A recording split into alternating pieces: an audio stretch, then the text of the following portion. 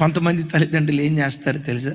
రేయ్, మంచి ఇచ్చుకొచ్చే పలానోడు ఉన్నాడు చూసారా, ఆడిట్లా చేసాడంట్రా అని చిన్న పిల్లల ముందు ఈ మాటలు మీరు డిస్కస్ చేశారనుకోండి, వాడి హృదయంలో ఏ బీజం నాటబడిద్ది?